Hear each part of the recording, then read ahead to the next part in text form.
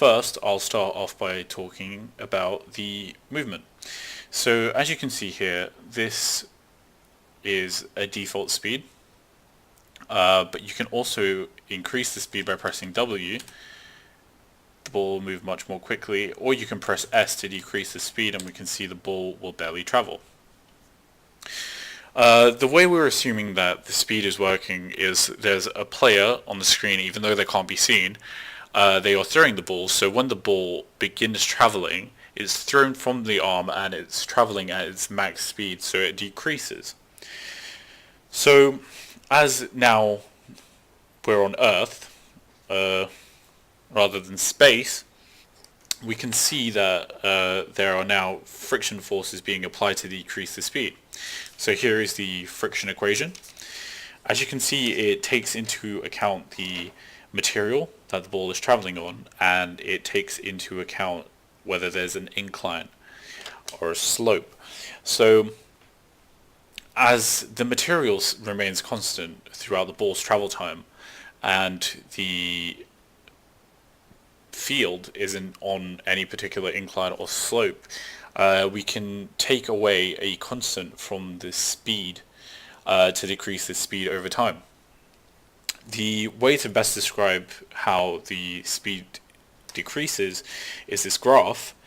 As you can see, as the distance increases, the speed will decrease and then gradually plateau. I'll be talking about the ditches. So the most simple way to do this is via this method.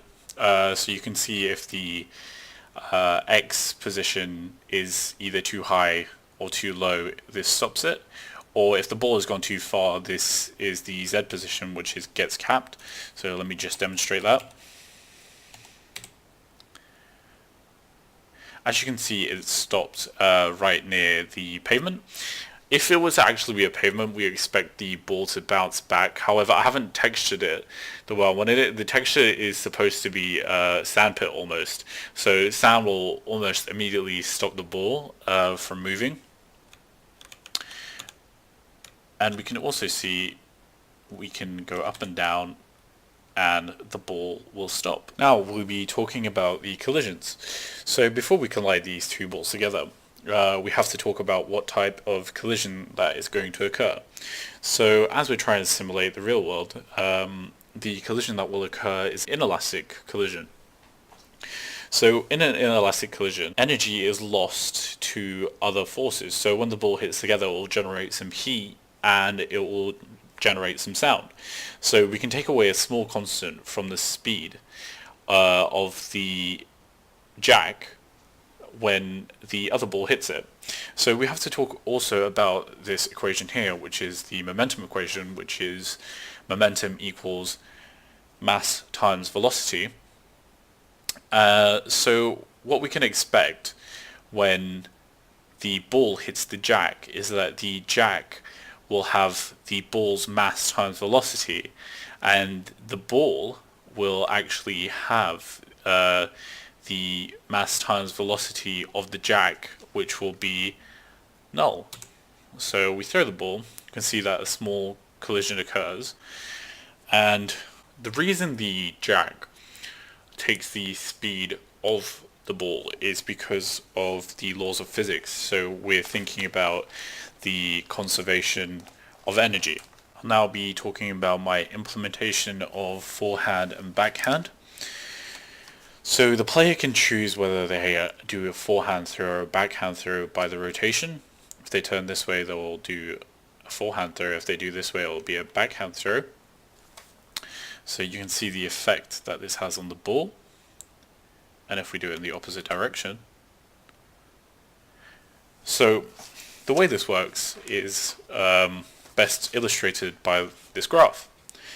So you can see that we start out with a certain direction, and then eventually we get to the inverse of that direction.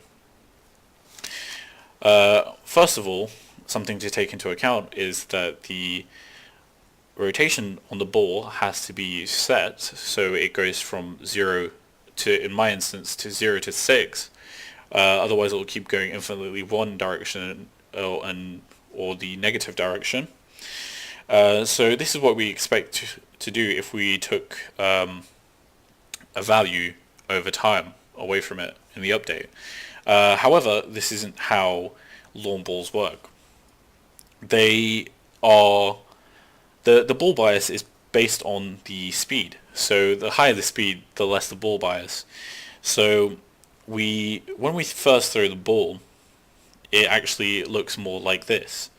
As you can see, there is a much quicker drop off towards the end rather than in the beginning.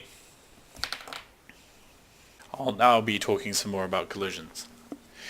Collisions, the way they're detected in modern OpenGL are similar to the way that they're detected in Legacy. So we check if there's any overlaps between X, Y, and Z. And if there are any overlaps, we return this data, and then we can determine what we do. So if I set up the scene here, the way the collisions are made realistic are by also taking into account angles. So as you can see here, the first lawn ball has been thrown. It's not at a particular angle, but the second one is at an angle that I've just set. So if I collide into this ball, we expect it to start traveling at an inverse of the angle that we threw the first ball in.